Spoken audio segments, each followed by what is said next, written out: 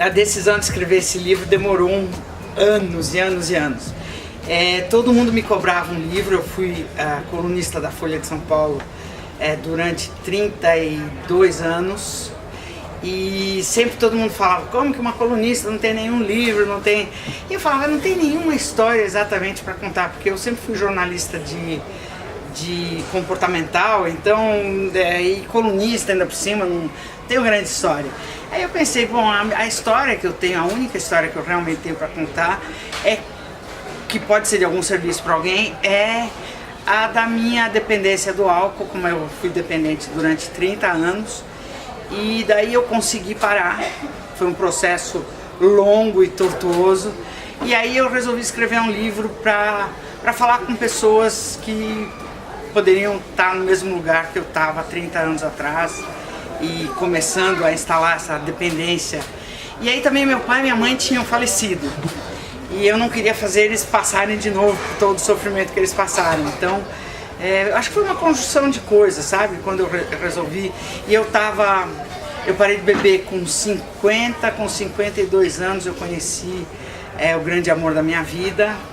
E daí eu acho que eu comecei a ficar muito feliz de estar dominando a minha vida, de não estar me deixando mais acordar num lugar que eu sabia qual que era, sabendo o que eu tinha feito na noite anterior, sabendo que amanhã eu não iria fazer nenhuma coisa que eu ia me arrepender. Então foi um processo longo e doloroso, mas o que eu consegui fazer foi não é assim grande literatura. Não vou dizer para vocês que eu tentei me esmerar no texto, porque eu queria um livro simples, direto, emocional, cômico também, porque eu sou uma pessoa que a vida inteira eu me comuniquei através do humor. E isso era o papel que eu fiz como colunista a vida inteira, foi esse. Meio que polemizar, chamar atenção, chocando as pessoas e tal. Então as minhas histórias são histórias bastante pitorescas. Eu tenho 61 anos e eu vivi coisas pela própria condição da minha profissão de ser jornalista, conheci pessoas incríveis, e você imagina fazer tudo isso bebendo. Então tem histórias bem macabras para contar também, e foi por aí. Foi horrível. Olha, tinha épocas que eu sonhava com tudo de novo, que estava acontecendo tudo de novo, que eu tinha voltado a beber, assim, terrível, porque eu parei de beber muito em função da ressaca moral, de arrependimento, de humilhação, de não aguentar mais, sabe, o meu julgador impessoal, o diabinho e o anjinho. Eles não estavam mais, o meu anjinho não estava mais aguentando o meu diabinho. E aí eu parei de beber por causa disso. E todo esse processo, chegou uma hora que eu comecei a repetir. A minha editora na Planeta aí, da Veiga, ela falava: vai escrevendo e a gente vai ver depois o que faz. Aí eu comecei a me repetir, aí depois que eu escrevi certas partes do livro, a coisa andou. Mas aí eu até peguei a minha agente, hoje em dia, que é minha empresária, minha auxiliar nessa história toda, é a minha ex-mulher, que me deixou por conta do álcool. E ela está aqui hoje, ela é minha agente.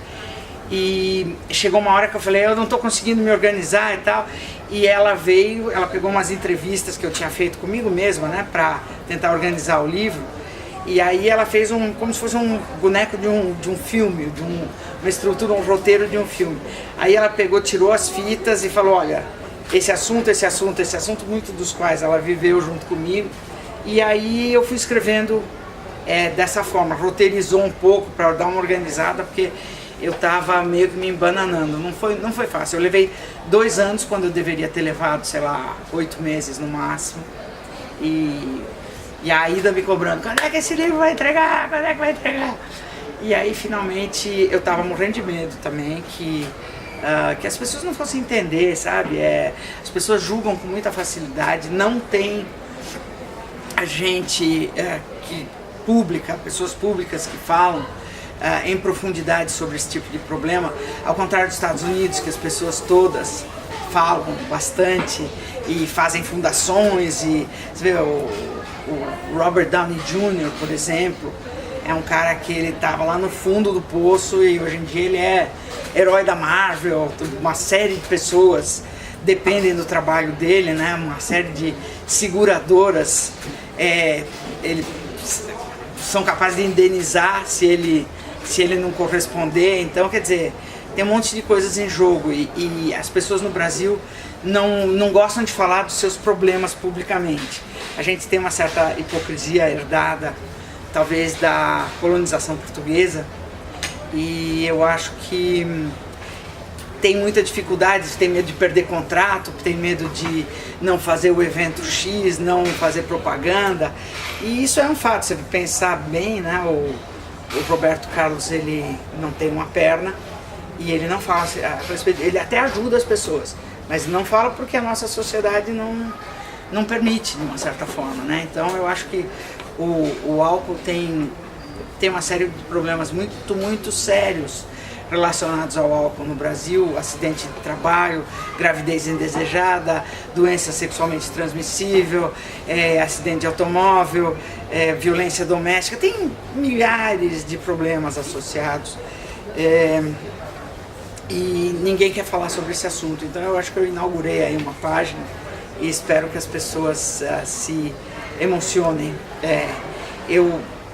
Agora já faz 3 meses que o livro saiu e já tem gente que me dando retorno de que conseguiu parar de beber, inspirado pelo livro. Espero que permaneçam assim. Vamos ver como é que acontece essa façanha toda, né? Isso parece que é uma odisseia na minha vida. Sei lá, encontros com políticos, que aconteceram coisas incríveis. Por exemplo, eu mordi o ombro da primeira-dama do estado de São Paulo, a Lucy Montoro. Eu estava numa festa, não sabia quem ela era, ela ficou me incomodando, talvez porque eu estivesse me excedendo, talvez, né? Quem sabe? E aí ela veio me falar não sei o que, no ombro dela, quer dizer, umas coisas assim, fora como coisa. Outra vez no programa do Jô Soares, ele falava que o encerramento de entrevista mais engraçado que ele tinha tido foi comigo, também alcoolizada. Que mais? Tem uma série de coisas muito engraçadas no livro. Acordo com o cabelo todo picotado, sem saber o que me aconteceu, e aí vou lembrando ao longo da manhã que eu estava na casa de uma amiga minha que era cabeleireira e forcei ela, depois dela ter tomado meio litro de uísque, a cortar meu cabelo. Então, coisas desse tipo, sabe? Coisas que todo mundo que bebe se identifica, que bebe muito, né? O maior benefício é o de não fazer mais, não me envergonhar mais, e não ser mais agressiva com os outros, saber onde eu dormi, saber onde eu estive ontem, dormir com a consciência tranquila, não acordar ligando pelo interfone para o porteiro perguntando se meu carro está na garagem, não tendo medo de ter matado alguém no meio da noite, sabendo que eu acordei sem dor de cabeça. Esse tipo de coisa vale milhões quando você está nessa situação. Talvez seja difícil para quem não bebe entender, mas é muito valioso. Bom, é claro que eu vou dizer, compre para a família inteira. Eu tenho um exemplo de um avô que no Natal comprou para todos os netos, quer dizer, uma família de bêbados mesmo, né? E não, eu queria que quem tem alguém, conhece alguém ou se sente meio perdido, meio solitário nessa questão, porque eu lembro que eu tinha todo um drama, que eu tinha que entrar na minha casa com garrafa e não sabia como fazer, escondia da empregada, escondia do porteiro, escondia de um do outro, e no trabalho também, porque eu era uma bêbada funcional. Eu trabalhava, tinha um emprego, não é que me mandaram embora e tal, porque eu bebia em horários que não coincidiam com o emprego, mas e eu me sentia muito sozinha nesse drama. Então, se de repente puder fazer companhia para alguém, ou para quem tem um parente, ou para quem tem um colega no trabalho, é bom a gente falar sobre esse assunto. E a Organização Mundial de Saúde fala que já tentaram fazer de tudo: aumentar o preço, diminuir o horário de funcionamento de bar, aumentar, de acabar com a publicidade, é uma série de coisas. Nada funciona. Depois que você tem essa compulsão, você bebe durante muito tempo e instala essa condição no seu metabolismo, você não consegue mais se livrar. Tem todo um funcionamento, você vai ler o livro, vai descobrir por quê. E hoje em dia a gente já sabe isso, porque a neurociência fala e tal. Então é um assunto que a prevenção é a única coisa que... então a gente tem que começar a conversar com crianças a partir dos 6 anos de idade. Educadores, pais, família, com o governo, com a indústria, com a saúde pública, todo mundo tem que estar falando sobre isso. E não estigmatizar e falar, não, o cara não tem força de vontade, o cara é um vagabundo, é um mau caráter, porque não é bem assim. É uma doença reconhecida pela Organização Mundial de Saúde, que é a entidade que define o que é doença e o que não é. E embora a indústria combata muito a Organização Mundial de Saúde em estabelecer esses parâmetros para se relacionar com pessoas que têm dependência, eu acho que é importante a gente falar. Então, o convite está aí, por favor, leia o meu livro A Saideira, Editora Planeta, Bárbara Gância. E eu adoro a Livraria Curitiba, só isso que eu queria dizer.